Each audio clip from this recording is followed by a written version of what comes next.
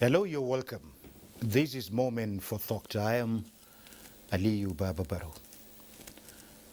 For far too long, the country has been talking about agriculture, revamping the backbone of the economy. Successive administrations in the country have been evolving one initiative or the other. If we will cast our minds back, we had Operation Feed the Nation, Back to Land, Green Revolution, and so many aspects and initiative for the development of agriculture. And when President Muhammadu Buhari came back as a presidential candidate, so many people were talking about, yes, this is another back to land, so to speak. And as expected, one of his cardinal principles of governance is to revive agriculture to its exalted position of greatness for national and international economy.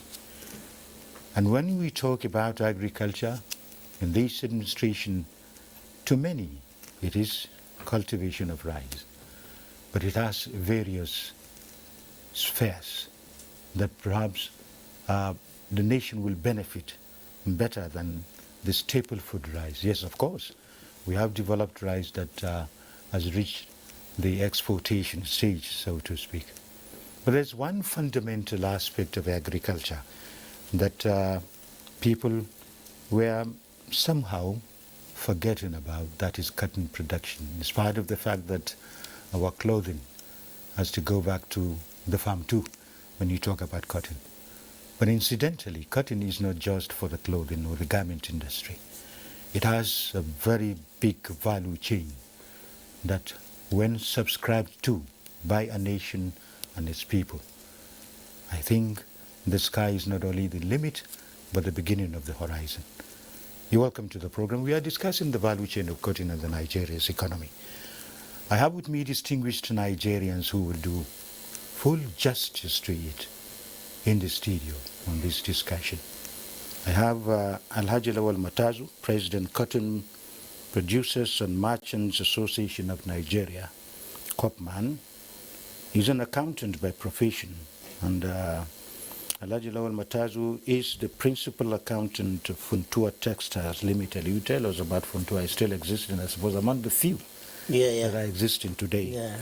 You're welcome to the program. Thank you. Yes.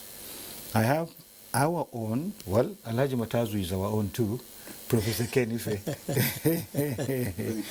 He's a development economist and a professor of economics, the lead consultant to ECOWAS Commission and major national and international institutions and governments. And he is a commentator on public, political, and economic affairs fundamentally. Welcome to the program. Thank you for having me. Let's go straight to the matter at hand. Let me start with the president. Okay. The cotton industry in the country. As I said from the beginning of this discussion, the introduction is that cotton was very fundamental. We all grew up to see how cotton was highly valued. We have the cotton bud and so many things. And the export is an export commodity. How is it? How did we let it go as a nation? You have an experience in that, and you still work with the cotton industry. Yes, please. Okay. Bismillah ar-Rahman ar-Rahim. You know, like we mentioned, cotton is one of the few commodity that is very wide in its value chain. Yes. When you grow cotton, you are creating job opportunities to a lot of people at different terminals. We have the production itself, we have the ginnery processing the cotton, we have textiles, we have oil mill, we have garment, we have feed mills continuously like this. So we can say it's one of the crucial commodity that is giving much employment to the country and also earning exports. So when you look at those glorious days you mentioned, Cotton was, of course, one of the few exporting commodities in the country that is given foreign exchange to Nigeria. But unfortunately, with coming of oil, that was the beginning. The black gold. Oh, of course. So that was the beginning of the decline of agriculture in general. Yes. People now rushed to cheap money, and agriculture was abandoned. While agriculture, from economists, from those who are in government, and by experience, is the solution to any country's problem.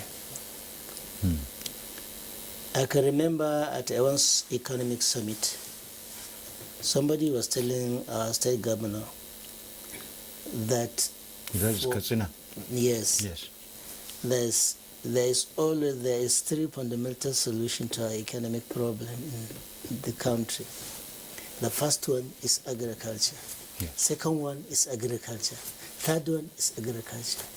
He cited a lot of countries that went through this. And so actually, with the coming of this present administration, part of his election campaign promises was that he will create employment.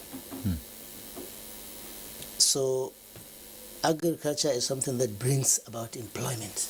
Yes. Employment, like you can see now everywhere in the country. We could see that right from the rice cultivation and water. That is it. Yes, yeah. And then when you come to cotton, textile industry was the second employer of labor in the country. Yes, we'll come to that aspect of it, how significant it is to the economy. Let me come back to Professor Kenneth.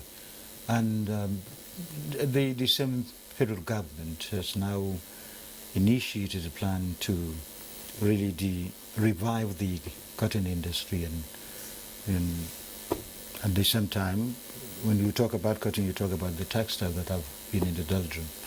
How do you see that initiative vis-a-vis the importance of cotton, not only in national economy, but in international economy too? Well, starting from the international economy, the world production of cotton is 24 million metric tons. That's the global production.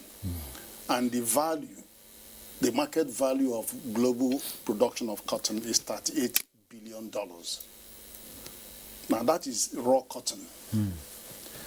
Nigeria production, earlier we were running with very low yield seeds that we are yielding 250 kilograms per hectare, but now we have superior seeds that could go from 2 to 4 tons per hectare, depending on, So that is a big boost.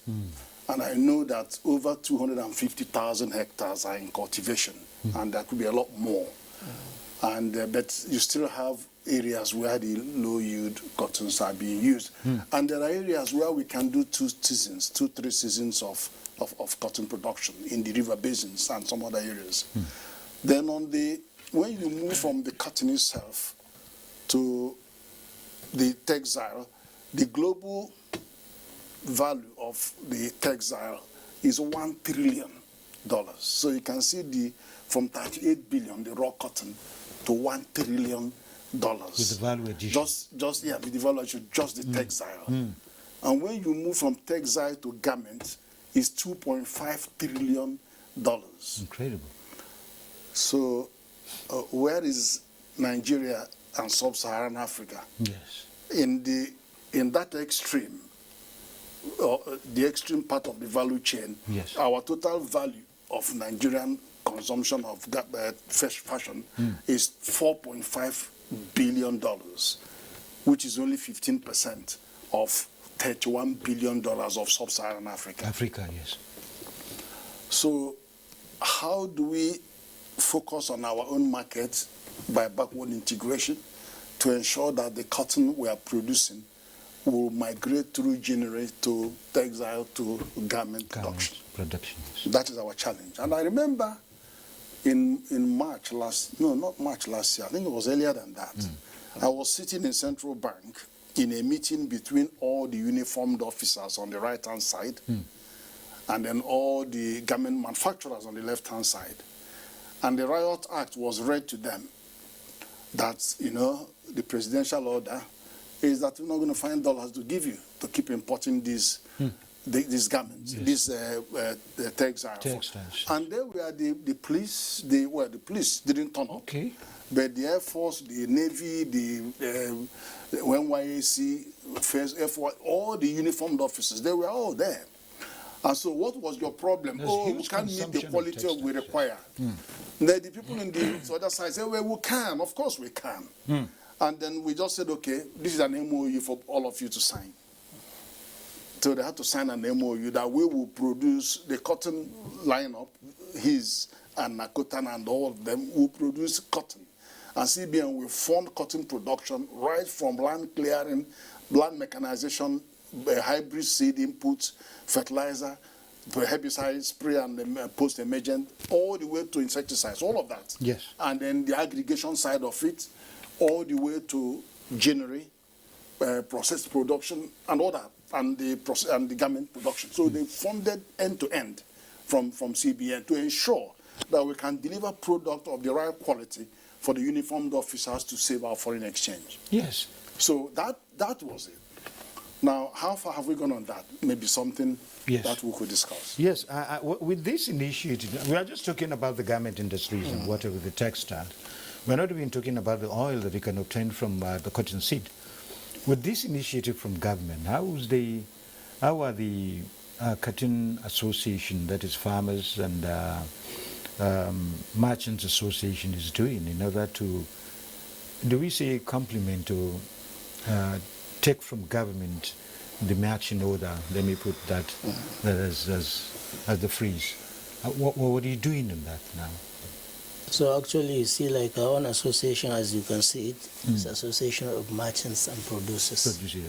Naturally, in cotton business, it is an interwoven affair, whereby a merchant always provides quality seed, and pesticides and other inputs needed for cotton production to his own local farmers. Yes.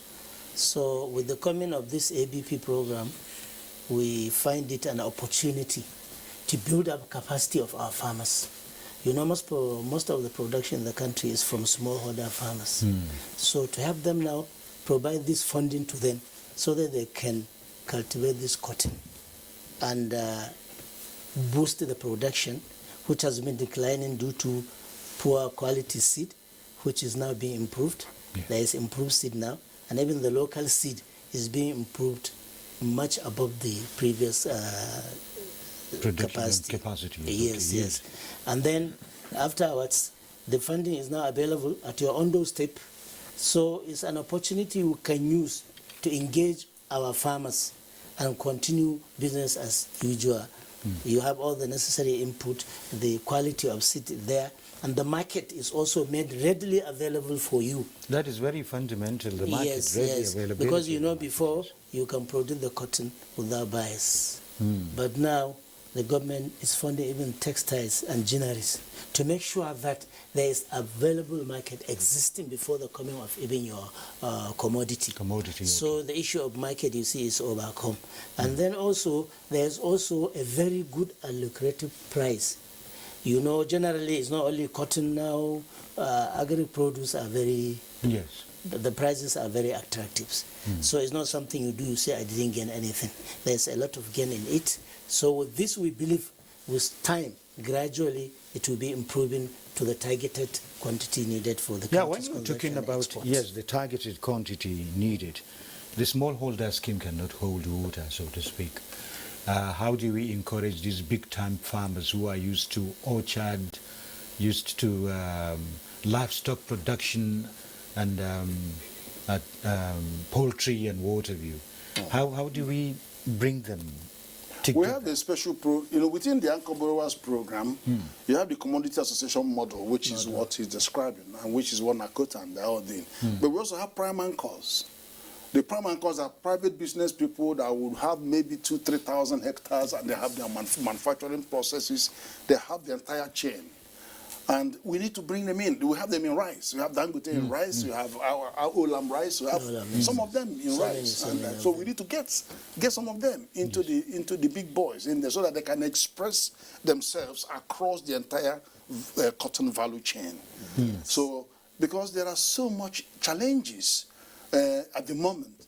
The yield has moved from 51,000 metric tons to over 200,000 metric, I think 213 or 220,000 metric tons. Yes. The yield over the time because of all of this technology coming on mechanization and all that stuff, and good yield and appropriate fertilizer to the land, all that stuff. So they have improved yield significantly, but it's still very small compared to the global. If the global is 24 million, and we are still doing just over 200,000. We are less than 1%. So we need to set a higher target for ourselves to hit to about 5% or 10%, something like that. Because we have the land, we have the manpower, we have the resources. The money is there. The money, for the first time in this country, we have 3.8 million farmers access loan without collateral. Just provide your BVN number and the satellite coordinate of that your 1 hectare, and you are good to go. Yes. It hasn't happened in this country before. And then all the funding is end-to-end intervention.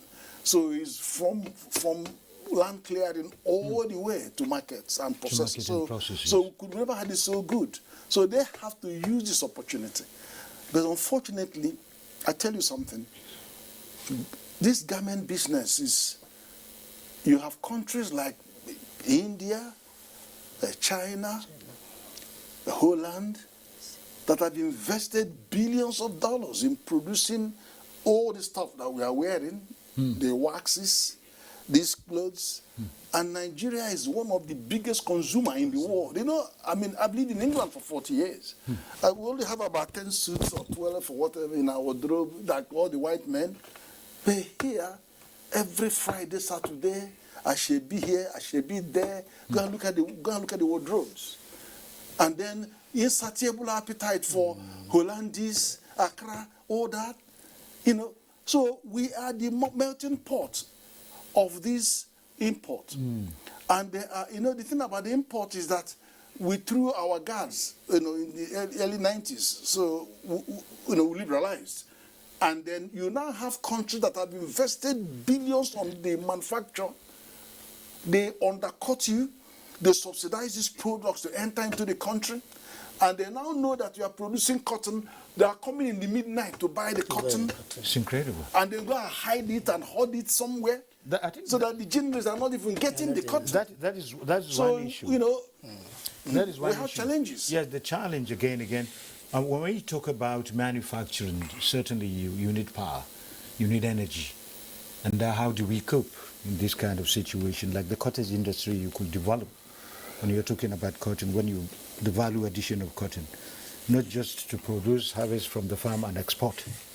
How is the association really complementing government's efforts in that direction? Well, you see, our own is to produce. Yes. If we produce, the processing stage and manufacturing is where there are a lot of challenges there. Like we started mentioning, the production cost is always very high. It's on a high side. When you talk of electricity, black oil, spare parts, what have you, they are all the components that are making the production very expensive, and you cannot compete with the foreign material that are coming in. Okay. Because all these textile industries suffer competition from foreign influx of foreign materials. A lot of them are imported, and you cannot compare yourself on price aspect. They come in, subsidize it, bring it much lower than your own price, and you know what it is. We are some are lesser even quality, so to speak. I remember we have so many beautiful textile materials from Kaduna, Kano, Lagos, and all these places that we have this textiles industry. But how do we really match the competition vis-a-vis our own problem of power, technology, and regulation, so to speak? Yeah, that's the biggest challenge we face, because you've now seen over 2 million jobs vaporize away from the early 80s, from Kaduna, Kanu, and even Lagos. All we have all these mills and these garment industries. It's all gone. You know, nearly 2 million jobs gone, and yet our consumption is growing astronomically. And we need to have government policy that makes it fashionable for people to patronize our made in Nigeria. Made in Nigeria. So that, you see that uniforms worn by the NYSC should have to be made in Nigeria. You insist that all of that, cars made here have to be made in Nigeria. Upholstery, you have to insist on some of those within reason. And of course, there are dumping of substandard goods in the country, and where you find subsidy, find goods that are deliberately subsidized, the custom have to augment the tax by putting levy, because you go to raise the duty on it to be comparable. Yes, so those are the tactics being used to destroy and decimate our local industries. Unfair competition. It is unfair competition. And we need to also recognize some of these new companies going into these manufacturing processes with industry protection. Have to have infant industry protection status for about 5 years to 10 years for these industries, so that you can protect them and they can produce. And then some of them can locate to the free trade zones, where they also have better facilities. And the major thing first is, on the patriotism, that is if we agree to consume our own local production. Yes. That is the only way we can build up our industries, and we have the capacity, the manpower, and every opportunity to grow up. But the problem is we are not helping the industries locally. Yes. Because except we buy from them, there is no way they will grow. And they know we can build them up. Well, but I think when we have regulations, as the professor says, and the governments really keep, well, you never can tell, even now, today, when we cultivate rice that we can consume, some people are still importing.